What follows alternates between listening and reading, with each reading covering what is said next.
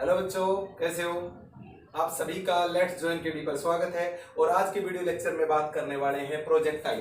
तो simply projectile को अगर बोला जाए तो प्रोजेक्टाइल का मतलब होता है मोशन अंडर ग्रेविटी भी। यानी कि हम सिंपली भाषा में कहें तो किसी भी ऑब्जेक्ट को फेंकना अदर देन वर्टिकल डायरेक्शन। मतलब अगर आप सीधा फेंकोगे तो वन डायमेंशनल मोशन हो जाएगा, लेकिन आप एक एंगल बनाकर फेंकते हो तो जिससे आपका ये सिंपली कहें तो मोशन हो जाए किसमें, प्लेन में, मोशन इन प्लेन। तो जब आप इस प्रकार से कोई एक एंगल बना के थ्रो करते हो, जिस प्रकार से जैसे कि दिखाया जाए, ये ऐसे करके जाए और यहाँ, तो जब ये इस तरह से जाएगा तो यानी कि इस प्लेन के अंदर मोशन होगा। जैसे मैंने इसको ऐसे फेंका बॉल को, तो ये ऐसे गई, तो मतलब ये हुआ कि वो एक्स एक्सिस में भी जा रही है और वाई एक्सिस में भी जा रही है। किसमें? एक्स एक्सिस में भी जा रही है और वाई एक्सिस में भी जा रही है। आप खेत में खड़े हो, खेत में पत्थर कई बार बहुत बार फेंके होंगे, ऐसे ऐसे करके ये पत्थर फेंका होगा कि किसका तेज जाएगा, वो कंपटीशन कर रहे होंगे ना। वो जो मोशन होता है 2 डायमेंशनल मोशन होता है, 2D, यानी कि मोशन किसमें होता है, प्लेन में होता है। आप इसको समझिए, जैसे कि आपने खेत में खड़े होके एक पत्थर लिया, एक डड़ा लिया, उसको फेंका, यहां से फेंका और फिर वो यहां गया, फिर यहां गया, फिर यहां गया, फिर यहां गया, इस प्रकार से वो आ गया। तो कहने का मतलब कुछ इस प्रकार से वो मोशन हो गया भाई। सिंपली अगर आप इसको समझे तो इस प्रकार से एक मोशन क्रिएट हो गया ये वाला।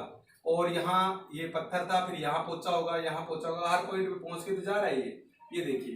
तो ये बॉल है या पत्थर, आप जो भी मानना चाहो, अपना पत्थर मान लो, उसके अकॉर्डिंग ये बॉल ऐसे ट्रेवल करके गई है। तो अब आप देखोगे किसी भी एक्सिस में, मान लो ये पॉइंट पी है, ये मान लेते हैं पॉइंट पी है, तो यहां आप देखोगे तो इसमें अगर हम एक ग्राफ बनाए इस प्रकार से, तो एक्स एक्सिस में भी है और ये वाई एक्सिस में भी है। सिंपली है कि आप लोगों ने ग्राफ बनाए होंगे ना, तो अगर मैं इसके दो कंपोनेंट बनाऊं यहां से, तो एक अलोंग दी एक्स एक्सिस बना देता हूं, एक अलोंग दी वाई एक्सिस बना देता हूं। सिंपल सी बात है, ये हमारा हो गया एक्स एक्सिस और ये हमारा हो गया वाई एक्सिस। अब आप समझ में आ गया होगा कि यहां पे आप कवर करोगे, देखो ये एक्स एक्सिस भी है और वाई एक्सिस भी है। समझ रहे हो ना इस बात को? तो एक्स और वाई दोनों हैं, तो इस प्रकार का मोशन है, इसीलिए हमने इसका नाम दिया गया 2 डायमेंशन मोशन भाई। इतनी बात आपके दिमाग में फिट हो गई होगी कि 2 डायमेंशन या मोशन इन प्लेन क्यों कहा गया। ठीक है, अब बात करते हैं, मान लेते जब हमने इसको फेंका गया तो एक एंगल बना के तो फेंका होगा, ये ऐसे करके और ये ऐसे फेंका है ना। तो जब एक एंगल क्रिएट कर रहे हो, आप क्या कर रहे हो कि एंगल क्रिएट कर रहे हो, एंगल क्रिएट कर रहे हो, तो मतलब किसके साथ एंगल क्रिएट कर रहे हो, ऐसे करके ऐसे फेंका ना, तो एक हॉरिजॉन्टल सरफेस के साथ में एक एंगल क्रिएट कर रहे हो। तो ये आपने फेंका उसको इस एंगल पे, तो इस एंगल को बोला जाएगा थीटा। क्या बोला जाएगा? Theta, angle of projection, angle of projection. या हम इसको, ये जो डेरिवेशन करने, इसका एक नाम और बता रहा हूं, एंगुलर प्रोजेक्टाइल, क्योंकि यहां से एक एंगल क्रिएट हो रहा है, तो इसका नाम हो जाएगा, पूरा नाम एंगुलर प्रोजेक्टाइल। थीटा क्रिएट कर रहे हो हॉरिजॉन्टल सरफेस के साथ में, एक्स एक्सिस के साथ में। मान लेते हैं उस पत्थर को या उस बॉल को आपने फेंका, उसकी वेलोसिटी रही होगी ऐसे करके u, इनिशियल वेलोसिटी क्या रही होगी, u। जब आपने उसको यहां से एक एंगल बनाते हुए ऐसे फेंका, आप हमेशा जाके खेत में ट्राई भी कर सकते हो, ये फेंकोगे ऐसे करा, ऐसे करोगे, तो एक हॉरिजॉन्टल सरफेस के साथ में एक एंगल क्रिएट होगा, उसको हम थीटा बोलेंगे, नाम है एंगुलर प्रोजेक्शन। उस एंगल का नाम हो जाएगा एंगुलर प्रोजेक्शन। अब बात करते हैं u वेलोसिटी से फेंका, तो आपको पहले भी पढ़ाया गया था कि जब कोई एंगल में जाता है तो थीटा के साथ, इसको दो कंपोनेंट में तोड़ता हूं, क्योंकि अब मुझे, अभी तक मैंने इक्वेशन पढ़ी है, b is equal to u plus a t, h is equal to u t plus half a t square, v square minus u square is equal to s. Last class पढ़ाई भी थी आप लोगों को, पूरी drive करके दिखाई थी कैलकुलस मेथड से। जिन्होंने नहीं देखी वीडियो देख लेना, ठीक है भाई। जैसे वीडियो खत्म हो गया आपको वीडियो आ जाएगी सामने। हाँ, तो क्या कह रहे थे हम कि u के दो कंपोनेंट में हम डिवाइड करते हैं, वेक्टर में पढ़ाया था। अगर ये u है तो ये जो थीटा के साथ में लग रहा था, इसको बोलेंगे u cos थीटा, और इस u cos थीटा से परपेंडिकुलरली जो होता है, मैंने आपको बताया था, u sin थीटा होता है। सभी को याद हो गया होगा ये वेक्टर वाला चैप्टर में, कि नीचे होगा वो u cos थीटा, थोड़ा बड़ा लिख देता हूं, हो सकता है आपको ना दिख रहा हो, u cos थीटा, और इसको थोड़ा सा बड़ा लिख देता हूं तो u sin थीटा। इतनी बात आपके दिमाग में फिट हो गई होगी। ये u तो नीचे वाला, मैंने कहा था थीटा के साथ वाला cos थीटा, और इस u cos थीटा इस हॉरिजॉन्टल सरफेस से 90 डिग्री के ऊपर u sin थीटा। तो ये बात समझ में आ गई। अब बात करते हैं आगे। यहां से जब बॉडी गई तो आप इसको दो कंपोनेंट में तोड़ दें, एक along the x axis u sin theta, along the y axis u sin theta. मैं यहां लिख देता हूं एक चीज को। चलिए, x एक्सिस के अलोंग क्या होगा और y एक्सिस के अलोंग क्या होगा, आप लोगों से पूछूंगा मैं, y एक्सिस के अलोंग क्या होगा, ध्यान से समझिए। अगर मैं बात करूं एक्स एक्सिस के अलोंग, तो इसकी इनिशियल वेलोसिटी है u cos थीटा, दिख रही है ना एक्स एक्सिस के अलोंग, तो लिखेंगे initial velocity along the x axis है u sin थीटा, और इसी प्रकार से initial velocity along the y axis है u, एक मिनट, cos थीटा भी देखो, एक्स एक्सिस के अलोंग क्या है, cos है, आप लोगों ने बताया नहीं, बता दिया करो, कोई गड़बड़ हो जाती है तो cos थीटा, और यहाँ क्या हो जाएगा u sin थीटा, बिल्कुल ये देखिए u sin थीटा, ठीक है भाई। चलिए बहुत अच्छा, अब मैं बात करना चाहता हूं ग्रेविटी एक्सेलरेशन की, है ना, एक्सेलरेशन की बात कर लेते हैं। देखो जब ऑब्जेक्ट को फेंका गया तो एक ये कंपोनेंट, एक ये कंपोनेंट, जो ऊपर जा रहा है तो उसके ऊपर एक्सेलरेशन लग रहा है नहीं लग रहा, तो आप बोलोगे सर लग रहा है, कौन सा लग रहा है, तो आप लोगों को पढ़ाया था फ्री फॉलिंग का case, acceleration due to gravity. तो जब y एक्सिस होता है तो उसका एक्सेलरेशन होगा अलोंग दी y एक्सिस हो जाएगा माइनस का g, क्या बताया, acceleration along the y axis हो जाएगा माइनस का g, क्योंकि बॉल आपको ऊपर की तरफ फेंक रहे हो और एक्सेलरेशन काम कर रहा है टुवर्ड, हमेशा एक्सेलरेशन ड्यू टू ग्रेविटी है always acting toward the centre of the earth, तो ये उधर काम करेगी सेंटर ऑफ द अर्थ की तरफ, तो ये इधर और आप इधर काम कर रहे हो तो अपोजिट डायरेक्शन के लिए माइनस जी लेते हैं। आप ये समझ सकते हो कि जब भी इस तरह से आ रही होगी और आपने पत्थर को ऊपर फेंका तो क्या आएगा, माइनस का जी, अगेंस्ट द ग्रेविटी काम करेगा तो माइनस का जी। इतनी बात समझ में आ गई? अब तो इतनी बात तो समझ में आ गई कि acceleration along the y axis है g, यानी कि माइनस का जी। अब देखिए यहाँ जी नीचे की तरफ काम कर रहा है, इधर भी जी नीचे की तरफ काम कर रहा है, ये भी और यहाँ से भी, हर जगह जी नीचे की तरफ काम कर रहा है। ये इसको मान लेते हैं जी जी जी, जो कि आपको नीचे की तरफ लिख के जा रहा है। अब हो क्या रहा है कि ये पार्टिकल जो ऊपर जा रहा है उसको रोकने की कोशिश करेगा, ताकि उसकी वेलोसिटी को हम कह सकते हैं डिक्रीज करेगा। अब देखिए यहाँ पे एक वेलोसिटी होगी, यहाँ एक वेलोसिटी होगी, तो फाइनली जी पे जाके वेलोसिटी जीरो हो गई, एक होगी, चलो मान लो 3 लगा लो, यहाँ कितनी है 3 है, 3, यहाँ कितनी होगी 2, फिर यहाँ कितनी होगी 1 लगा लो या 0 लगा लो, फिर दोबारा से बढ़ेगी 2, फिर 3, इस तरह से बढ़ती चली जाएगी। मतलब आपकी जो वेलोसिटी है अलोंग दी y एक्सिस पहले क्या करेगी, डिक्रीज करेगी, पहले कहा क्या करेगी, डिक्रीज करेगी 0 तक। देखो आपने इस पत्थर को ऐसे फेंका, ये ऐसे करके ऐसे फेंका, तो इससे ऊपर नहीं गया ना, या मैं इसको सीधा फेंकूं तो यहाँ फाइनली जाके उसकी वेलोसिटी 0 हुई होगी, तभी तो इससे ऊपर नहीं जा रहा, नहीं तो ये और ऊपर से जा सकता था, ऐसे करके आ सकता था। तो यहाँ फाइनली इसकी वेलोसिटी क्या हो गई होगी, 0 वेलोसिटी हो गई होगी। भाई समझ में आ गया होगा, इसकी फाइनली वेलोसिटी कितनी हो गई होगी, 0 वेलोसिटी हो गई होगी, इसलिए ऊपर नहीं गया, और उसके बाद में फिर दोबारा से नीचे की तरफ काम करती, फिर वेलोसिटी दोबारा से इंक्रीज हो जाती है। तो फर्स्ट डिक्रीज देन इंक्रीज भी, तो इस प्रकार से ये बात समझ में आ गई होगी कि आप कह सकते हैं वेलोसिटी y एक्सिस में velocity along the y axis continuously changing, भाई continuously changing, first decrease then increase, then increase, ठीक है। अब यहां क्या हो रहा है, final velocity along the x axis की बात करें, क्योंकि दोनों कंपोनेंट में चलना पड़ेगा, एक्स में भी और वाई में भी, तो ध्यान रखना दोनों कंपोनेंट को हमें अच्छे से हमारे दिमाग में होना चाहिए। कहीं डाउट है कमेंट करके जरूर बताएं। Velocity along the x axis की बात करें तो देखिए velocity along the x axis initial तो u cos थीटा थी, फाइनल क्या होगी, सुनिए भाई ध्यान से। तो बात ऐसी है कि अगर मैं बात करूं फाइनल वेलोसिटी की अलोंग द एक्स एक्सिस, तो देखिए क्या इस डायरेक्शन में, देखो नीचे लगने वाली तो ग्रेविटी आपने बता दी, एक्सेलरेशन ड्यू टू ग्रेविटी लग रही थी, क्या इस डायरेक्शन में कोई रोकने वाला एक्सेलरेशन लग रहा है, नहीं लग रहा। क्या बताया मैंने कि इस डायरेक्शन में बॉडी जा रही है, मैंने कहा था ना बॉडी दोनों पार्टिकल में जा रही है, एक्स में भी और वाई में भी, तो इसको रोकने वाला कोई भी नहीं है इस डायरेक्शन में। अगर मैं एयर के इफेक्ट को नेगलेक्ट कर दूं, क्योंकि एयर रेजिस्ट करेगी, तो यहां में मानना है कि एयर के इफेक्ट को नेगलेक्ट कर देना है, रेजिस्टेंस, इसका जो एयर रेजिस्टेंस है उसको क्या मान लेंगे, नेगेटिव मान लेंगे। भाई समझ में आ गई होगी बातें, तो ये हो गया 0। तो यानी कि अगर एक्सेलरेशन 0 है तो आप सभी जानते हो, अगर कहीं पे भी एक्सेलरेशन 0 हो जाए, कहीं पे भी एक्सेलरेशन 0 हो जाए तो क्या हो जाता है, आप सभी जानते हो। एक्सेलरेशन 0 होने का मतलब समझते हो कि आपका जो वेलोसिटी है वो क्या है, कांस्टेंट। एक्सेलरेशन का मतलब क्या होता है, चेंज इन वेलोसिटी। जब इस पूरे मोशन में एक्सेलरेशन कांस्टेंट है तो इसका मतलब जो वेलोसिटी यहां रही होगी u cos थीटा वही यहां रहेगी, तो पूरे मोशन में क्या रहेगी, u cos थीटा ही इसकी फाइनल वेलोसिटी भी मानी जाएगी। मानते इस बात को, क्योंकि एक्सेलरेशन तो है ही नहीं, एक्सेलरेशन मतलब चेंज इन वेलोसिटी, जो वेलोसिटी को चेंज कर दे, तो यानी कि जो अगर आपकी पहले 5 रही होगी तो बाद में भी 5 रही होगी, सिंपल सी बात है। क्लियर होगी भाई? तो ये चीजें आपके दिमाग में फिट हो जानी चाहिए। पहला कंसेप्ट तो यही था, उसके बाद भी आप नई नई चीजें इसमें सीखते जाएंगे। सबसे पहला जो काम होगा डेरिवेशन करने का वो ट्रेजेक्ट्री। देखो ये जो पाथ फॉलो किया जाएगा प्रोजेक्टाइल के द्वारा, इसको बोला जाएगा पैराबोला पाथ। क्या नाम इसका, पैराबोलिक पाथ। जो पाथ फॉलो किया जाएगा उसको क्या बोला जाएगा, पैराबोलिक। ठीक है भाई, जो सेमी सर्कल दिख रहा है इसको क्या बोला जाएगा, पैराबोलिक बोला जाएगा। और जिस पाथ को नाम दे रहे पाथ की जगह में इसको ट्रेजेक्टरी बोला करेंगे। क्या बोला करेंगे, ट्रेजेक्टरी। क्या बोलेंगे, ट्रेजेक्टरी। जैसे मान लो इसको ऐसे फेंका गया तो जिस रास्ते से गया ना उसको क्या बोलेंगे, ट्रेजेक्टरी। सबसे पहले हम यही प्रूव करने वाले हैं कि पैराबोला है या नहीं है। चलिए तो स्टार्ट करते हैं हम equation of trajectory of motion. मतलब जो मोशन कर रहा है उसका ट्रेजेक्टरी। ट्रेजेक्टरी का मतलब होता है पाथ। जो ये पैराबोला पाथ आपको बताया था इसका ट्रेजेक्टरी क्या होगा, उसके लिए एक इक्वेशन है। इसको प्रूफ करेंगे कि पैराबोलिक इक्वेशन है या नहीं है, या पैराबोला पाथ होगा या नहीं होगा। उसको प्रूफ करने के लिए चल रहे हैं, स्टार्ट कर रहे हैं। तो सबसे पहले आपको मैंने बताया कि जो हमारे पास इक्वेशन है वो होती है v is equal to u plus a t, s is equal to u t plus half a t square v square minus u square is equal to s, जो कि एक स्ट्रेट लाइन पाथ के लिए, जबकि इसमें कितने दो पाथ हैं, एक एक्स और एक वाई। तो हम अगर एक ही पाथ की इक्वेशन निकालना चाहिए तो दोनों इक्वेशंस को नहीं लगा सकते, इसलिए हमने इसको दो पार्ट में डिवाइड कर रखा है, एक एक्स में और एक वाई एक्सिस में। तो मानना हमने कोई पॉइंट पी है और उसमें हमने ऑब्जर्व करा कि यहाँ पे एक एक्स है और दूसरा क्या है, वाई भी डिस्प्लेसमेंट। तो पहले मैं एक्स के बारे में बात करता हूँ, एक्स डायरेक्शन में, यानी कि एक्स में उसने क्या डिस्प्लेसमेंट करा।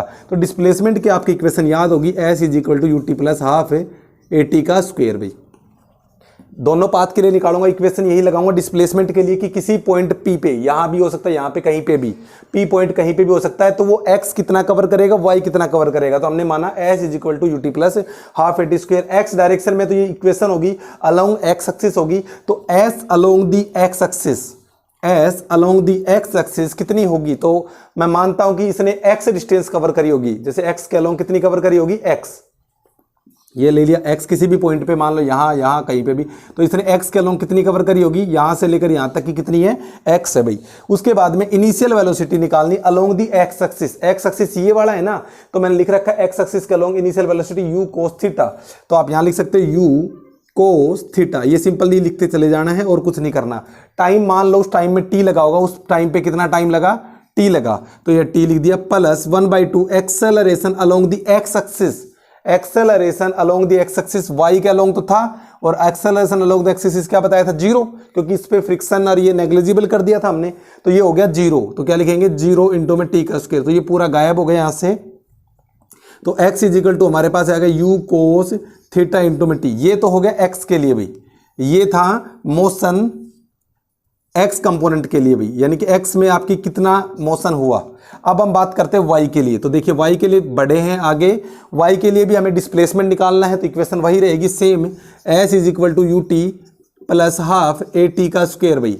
चलिए अब डिस्प्लेसमेंट निकालेंगे y एक्सिस के अलोंग, तो यहां से लेकर इस पॉइंट से यहां बढ़ा ना, ये y कितना है, y, तो हमने यहां लिख दिया y, क्या लिखा, y is equal to initial velocity. देखो ये पूरा का पूरा कंपोनेंट कौन सा है, एक्स एक्सिस, वाई एक्सिस वाला, तो वाई के लिए लेना है तो u along the Y axis, या मैं यहाँ लिख सकता हूँ u along the y axis, आपको ध्यान ना रहे तो u साइन थीटा, वाई के अलोंग कौन सी वेलोसिटी जा रही है, साइन थीटा। बहुत अच्छा, u साइन थीटा सभी को समझ में आ रहा होगा।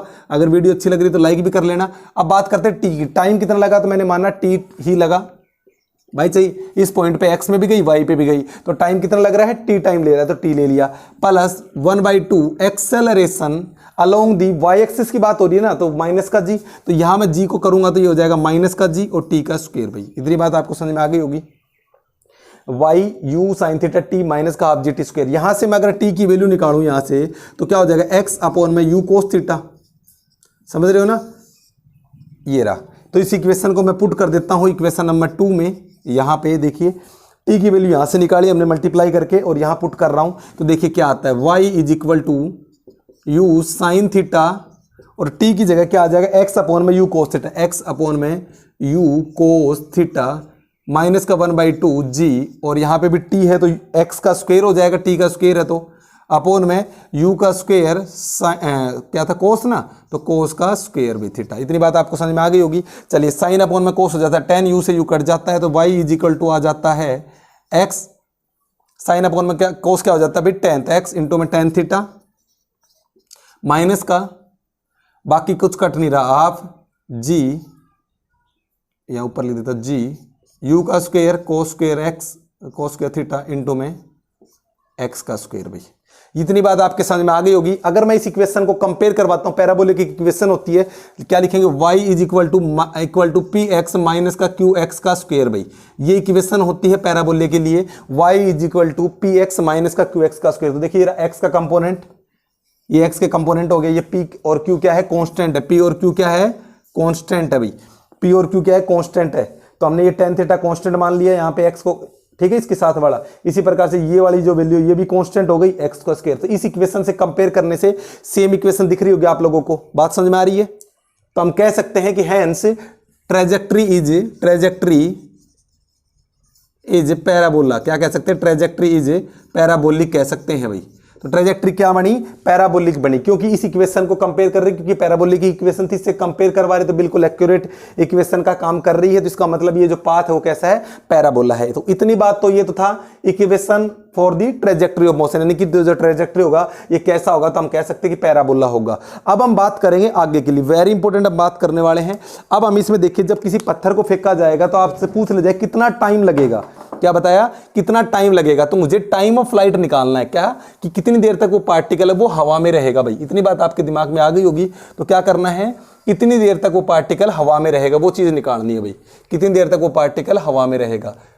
ठीक है भाई, तो चलिए स्टार्ट करते हैं उस चीज़ को निकालना कि कितनी देर तक वो हवा में रहेगा। ये बहुत ज़्यादा इंपॉर्टेंट रहेगा, फॉर्मूले भी यहाँ से डायरेक्टली भी क्वेश्चन आते हैं यहाँ पे, तो आपको बता देता हूँ ये वेरी इंपॉर्टेंट रहने वाला है। तो ध्यान से समझिए, टाइम ऑफ फ्लाइट क्या निकालने वाले हैं, अगली डेरिवेशन हमारी इसी में रहेगी, time of flight. Very good, ठीक है भाई। चलिए टाइम ऑफ फ्लाइट में क्या है कि कितनी देर तक हवा में रही, उसको रिप्रेजेंट करेंगे टी से। अब कैसे निकालते देखिए, अब हवा में रह रही है, देखो ध्यान से समझिए। तो हमारे पास इक्वेशन टाइम निकालने के लिए दो इक्वेशन है, पहली इक्वेशन और second equation, v is equal to u plus a t, दोनों से निकाल के दिखा दूंगा। v इज इक्वल टू होता है u प्लस ए टी और s इज इक्वल टू होता है u T plus half a t का स्क्वायर। भाई ये दो इक्वेशन हमारे पास है, दोनों से निकाल के दिखाऊंगा। पहले मैं इस इक्वेशन से निकाल के दिखाता हूं। देखो टाइम इसमें है, हाँ, तो लिखूंगा, देखो टाइम ऑफ फ्लाइट किस पे, कौन से पे डिपेंड कर रहा है, तो वर्टिकल पे डिपेंड कर रहा है। तो हम वर्टिकल का मोशन लेंगे, जो भी चीजें होगी किसकी लेंगे, वर्टिकल डायरेक्शन लेंगे, क्योंकि टाइम ऑफ फ्लाइट किस पे डिपेंड कर रहा है, वर्टिकल पे, ना कि हॉरिजॉन्टल पे। ये जब तक हवा में है, मतलब वायु में है ऑब्जेक्ट, जो भी पत्थर स्टोन जो भी है वो हवा में है, जब तक ही तो है उसका डिस्प्लेसमेंट, ठीक है ना, जब तक ही तो उसका टाइम नोट करेंगे, समझ रहे हो ना, जब तक ये हवा में है जब तक उसका टाइम नोट करेंगे, जैसे वो ग्राउंड में आ जाएगा टाइम अप। तो इसीलिए हम कह सकते हैं कि टाइम किस पे डिपेंड कर रहा है, वर्टिकल वाले कॉलम पे डिपेंड कर रहा है, तो वर्टिकल ही लेंगे। चलिए v इज इक्वल टू होता है u plus a T, simple. y के अलोंग लेनी है velocity, final velocity along the y axis. तो देखो इसमें हम दो पार्ट कर लेते हैं यहाँ तक, क्योंकि यहाँ पे हमें पता है कि वेलोसिटी है y वाले की कितनी हो जाती है, 0। बताया था ना कि पहले क्या करेगी, डिक्रीज करेगी वेलोसिटी, उसके बाद में क्या करेगी, इंक्रीज करेगी वापस। ठीक है, तो ये बात याद रखनी है कि यहाँ पे वेलोसिटी, फाइनल वेलोसिटी 0 हो गई थी। तो हमने y के अलोंग ली 0 इज इक्वल टू, यहां तक का निकाल रहा हूं मैं इतना, हाफ के लिए initial velocity along the y axis की बात करें, देखो वर्टिकल y एक्सिस की बात हो रही है, तो y एक्सिस के लिए लोगे initial velocity u sine theta, तो यहां लिखोगे u साइन थीटा प्लस, अब एक्सेलरेशन y के लिए, acceleration along the y axis minus का g, तो यहां लिख दूंगा मैं माइनस का g और t। ठीक है भाई, चलिए हमें t निकालना है, t को हम कैपिटल T मान लेते हैं टाइम ऑफ फ्लाइट के लिए। ये माइनस वाला इधर आके प्लस का हो जाएगा, तो g t is equal to u sine theta, और t की वैल्यू चाहिए तो क्या हो जाएगा, ध्यान समझिए, u साइन थीटा अपॉन में g। ठीक है, ये आ गया हाफ साइकिल के लिए। मान लेते हैं ये t1 रहा होगा या t मान लो, लेकिन हमें तो पूरा है ना, तो जितना टाइम उसमें लगा होगा उतना ही टाइम इसमें लगा होगा, तो हम इसको 2 से मल्टीप्लाई कर देंगे।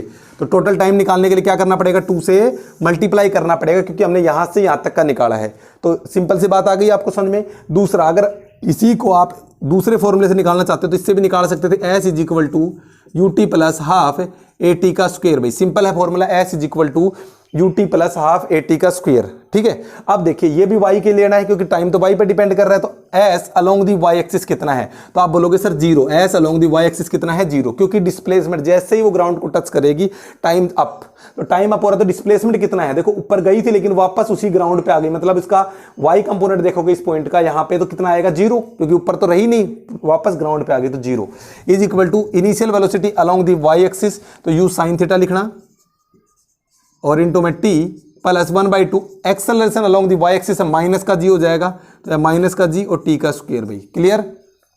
माइनस का इधर आके प्लस का 1/2 जी टी का स्क्वायर, टी ले लेता हूँ कैपिटल टी से रिप्रेजेंट कर देते हैं इसको, चलिए ठीक है।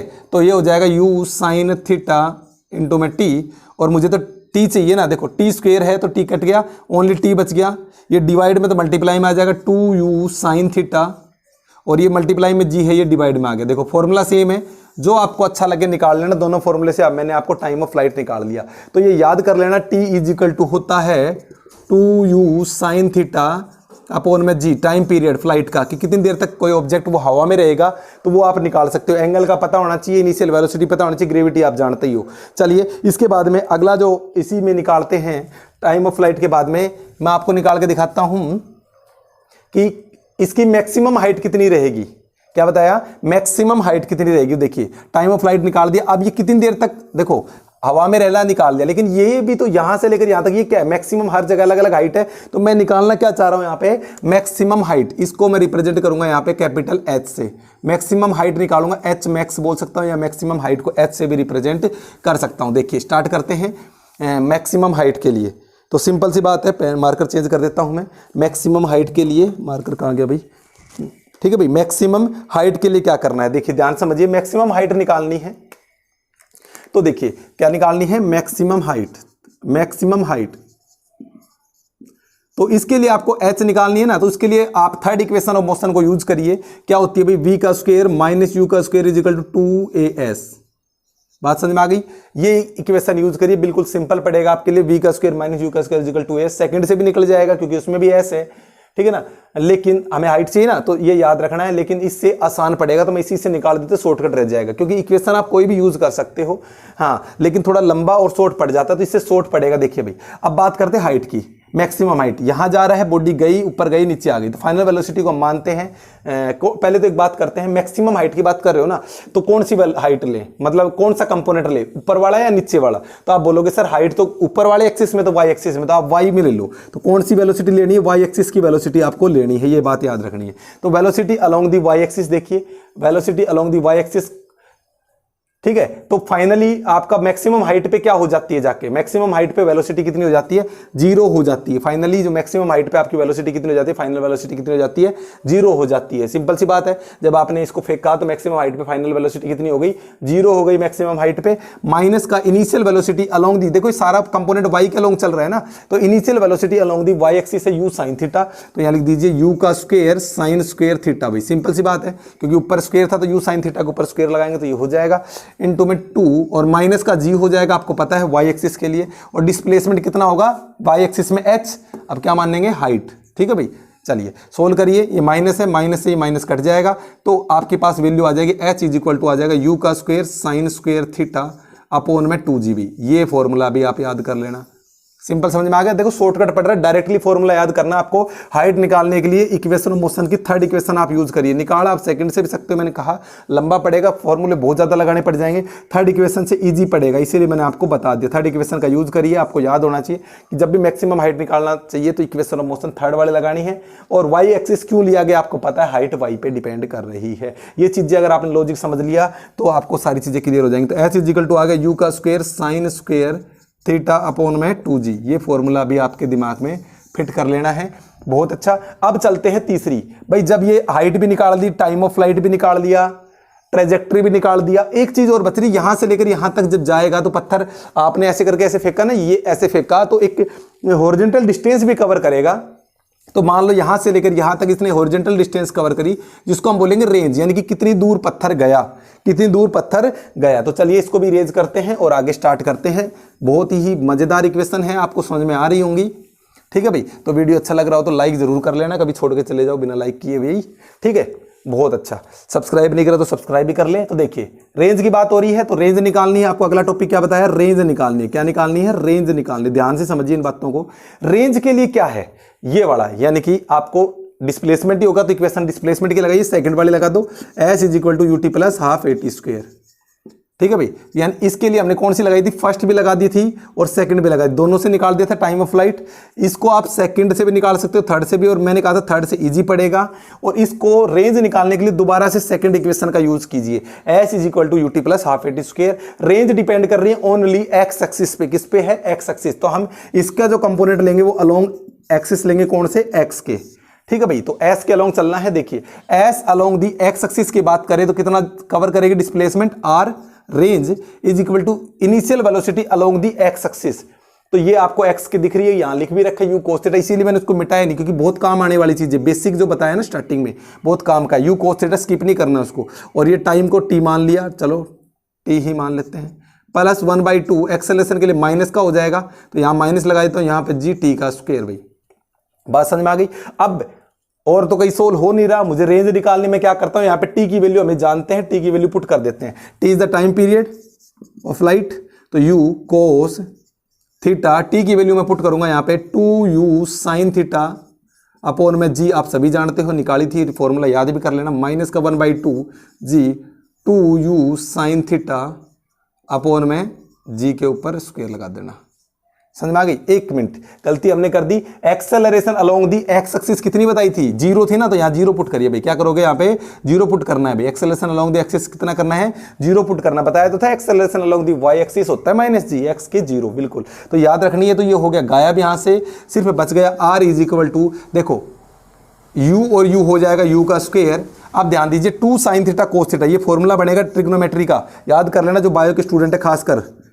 साइन थीटा और कोस थीटा, धीरे धीरे फॉर्मूले आते जाएंगे, उनको नोट डाउन करते चले जाना भाई। तो फॉर्मूला हो जाएगा साइन 2 थीटा भाई। क्या फॉर्मूला हो जाएगा, साइन 2 थीटा। क्योंकि ट्रिग्नोमेट्री में पूरी नहीं पढ़ा सकता, लेकिन जो नए नए फॉर्मूले आएंगे आप उनको एक सेकंड नोट डाउन करते चले जाना, फॉर्मूले आपके दिमाग में आ जाएंगे। तो इस प्रकार से बाकी मैंने जितना काम का था वो सारा करवा दिया था, लेकिन थोड़े थोड़े एक एक दो फॉर्मूले आते रहेंगे, तो आप हैंड टू हैंड याद कर लो ताकि आपको बर्डन भी ना पड़े। तो ये होगा 2 साइन थीटा कोस थीटा का फॉर्मूला क्या हो जाएगा, साइन 2 थीटा, और अपॉन में क्या आ गया भाई, जी। तो ये आपकी रेंज आ गई है, ठीक है भाई, ये आपकी रेंज आ गई है। तो मैं रेंज लिख देता हूं, आर इज इक्वल टू लेना है, यहां लिख देता हूं आर इज इक्वल टू लेना है क्या, यू का स्क्वायर साइन 2 थीटा अपॉन में जी। भाई ये रेंज लिखनी है आपको, क्या लिखनी है, ये रेंज लिखनी है। तो 3 चीजें निकाल दी हमने, ट्रेजेक्ट्री निकाला, उसके बाद में time of flight, horizontal range और मैक्सिमम हाइट निकाल दी है, और उसके बाद में क्या निकाल दी है भाई, रेंज निकाल दी है। 3 चीजें निकाल दी। अब एक क्वेश्चन यहां से बन जाता है, कभी कभी पेपर में आ जाता है, क्या पूछ जाता है, न्यूमेरिकल टाइप में बन जाता है कि भाई मैक्सिमम रेंज, वैसे डेरिवेशन का ही पार्ट है, मैक्सिमम रेंज कब होगी, कितने एंगल पे होगी। तो हमारे पास आर का फॉर्मूला है रेंज के लिए, मैक्सिमम रेंज निकालनी है कि मैक्सिमम रेंज कब होगी, मतलब आप किस एंगल पे पत्थर फेंको कि आपका जो पत्थर है, देखो कंपटीशन करते थे बचपन में, 2 बच्चे खड़े हो जाते थे कि पहले तू पत्थर फेंक फिर मैं फेंकू, किसका दूर जाता है ना। तो दूर जाने के लिए आज से फिजिक्स लगाओ और फिर देखना आपका कंपटीशन बड़ा काम करेगा, जीतोगे। R maximum is equal to U का स्क्वायर साइन 2 थीटा अपॉन में जी। देखो ध्यान दीजिए, ये यू स्क्वायर अपॉन में जी तो कांस्टेंट है, ये तो जो भी वेलोसिटी दी है वो फिक्स है, शुरुआत की जी भी फिक्स है।